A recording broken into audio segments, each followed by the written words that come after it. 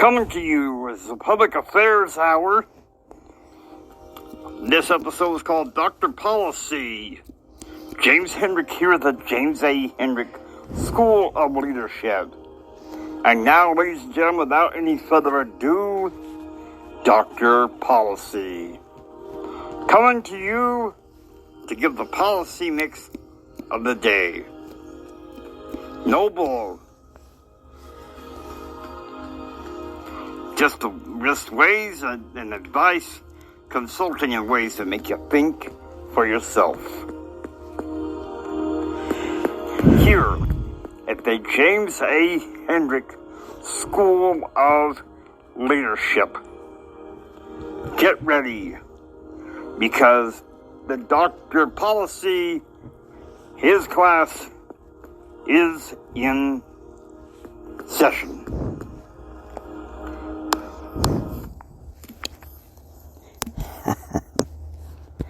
Well, I hope that my show here, this podcast, I could sit there and analyze the news and give you some of my basic opinion, but I also I hope I'm giving you guys some food for thought, so you can think for yourself instead of just floating around and waiting for the usual conservative deal. Because here's the thing. And I was talking to a friend of mine about this in Toastmasters. I told him, I said, look, I'm not either a Democrat or Republican. And one thing we say is that there's some Republicans that do not vote the conservative way. And I tell people, I am a conservative federalist. No, you're a Republican. No, I'm a conservative federalist. I may vote Republican in the state of Texas because most of them in my area here in Midland, Odessa are Republican. That doesn't mean nationally that I am. Okay, now, let's go to the Christian Post. Let's go to the Christian Post and find some news stories. I think we can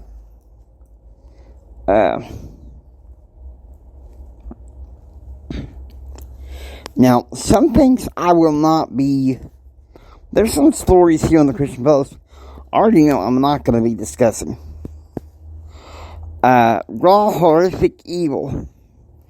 Journalist sounds alarm on one of the most grotesque medical scandals. Okay, I'm not covering that one either. Mom struggling with mental health. 10K, what does this thing do this for? Mom struggling with mental health. 10K behind in rent. Suspected of drowning 3 children. I'm not going to cover that one.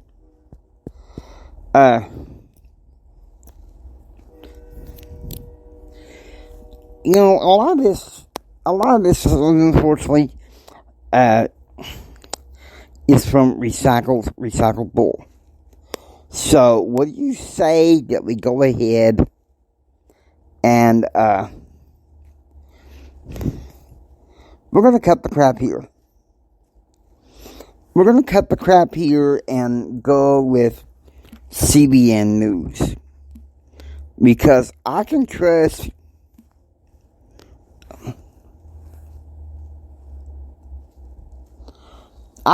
them more than some others, because even some Christian sites want to report on some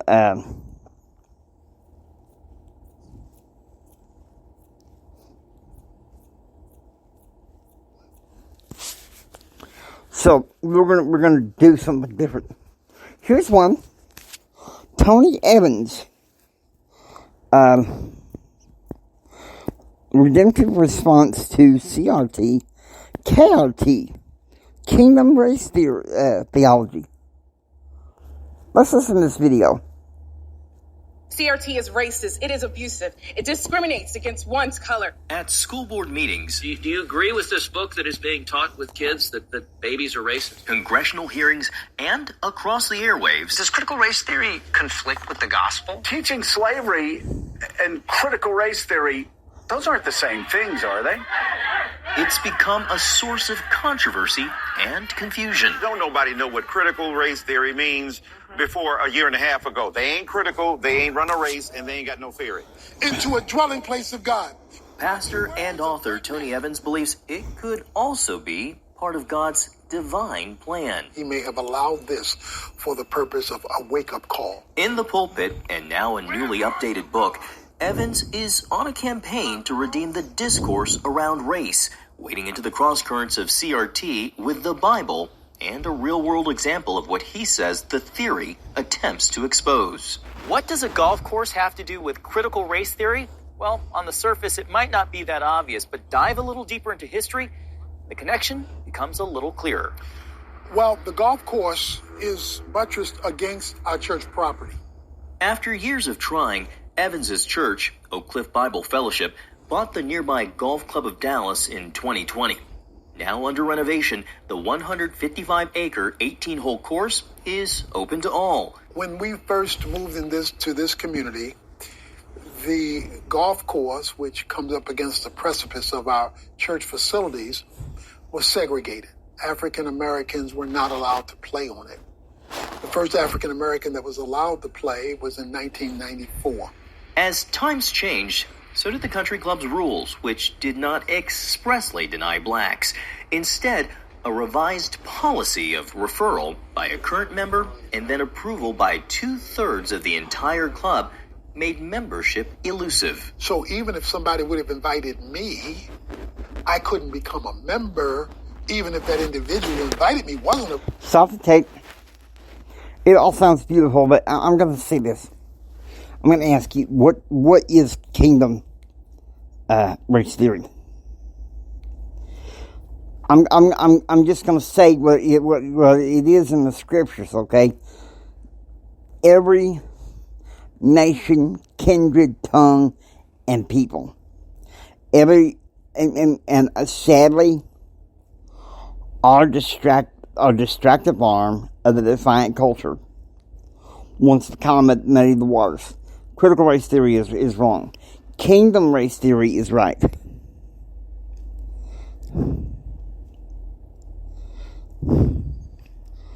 All right.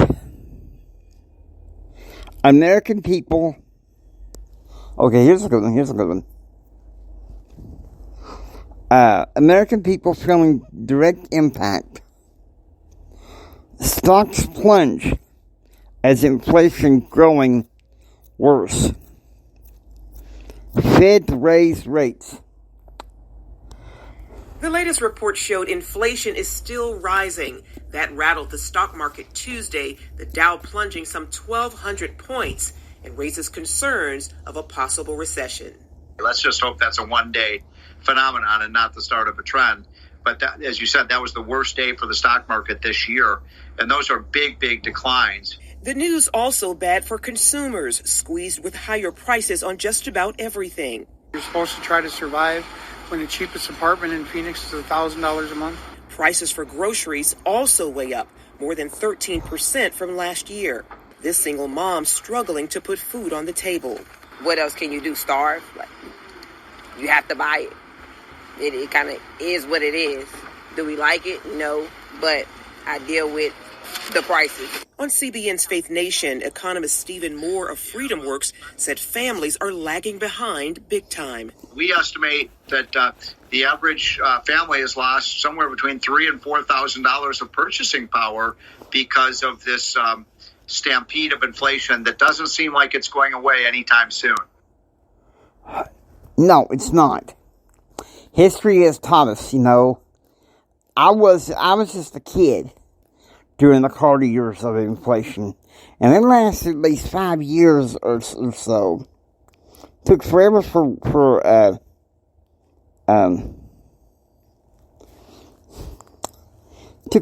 get out of this. Now, I've been studying a macroeconomics class, And we've been they talked about the production frontier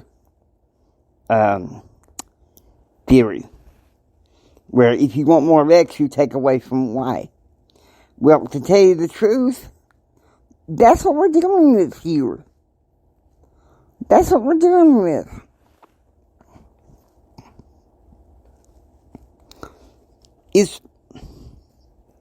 It's called the production possibilities theory. So, some things gotta have an opportunity cost. Shoot, rent is unfortunately, an opportunity cost. I've got to say, I've had friends say, well, you need to move. Seriously? Me move? I mean, it don't get me wrong. My little 3-bedroom trailer cabin here in out in the country, it ain't Buckingham Palace, but I'm lucky to have the rent that I have. I won't say on the air what it is, disgusting. Some might say disgustingly though. But here we go, Even on Social Security and SSI, people are going to get a bigger cost of living increase in January. Now here's one. Here's another article. State Attorney General bashes pro-life clinics coalitions, calls her out for fueling hostility and ignoring violence.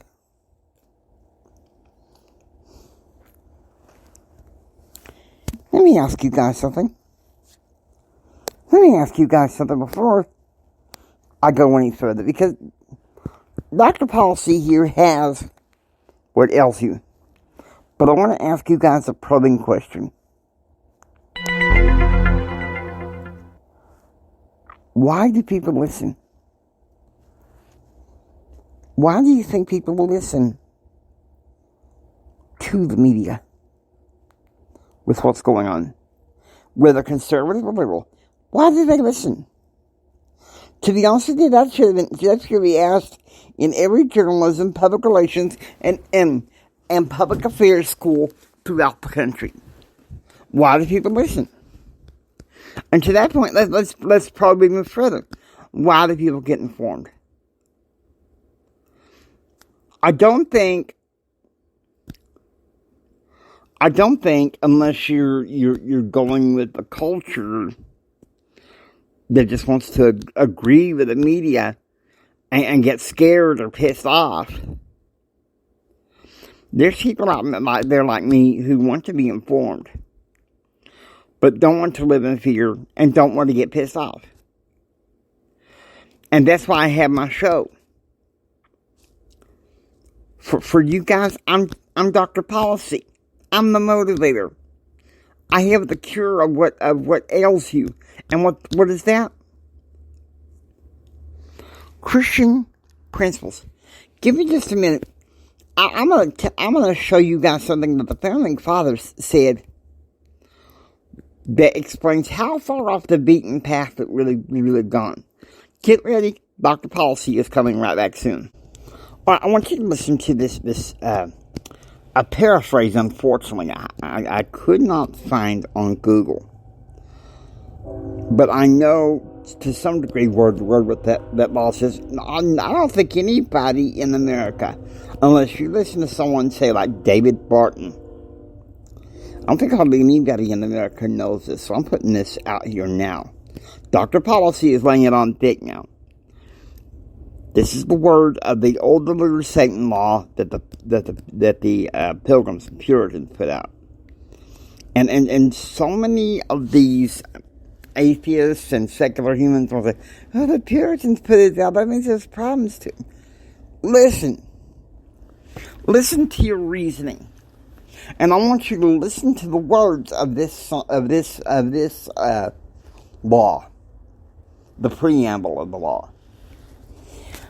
It be that one chief it be the one chief project of the old deluder Satan to separate religious principles from students in the classroom.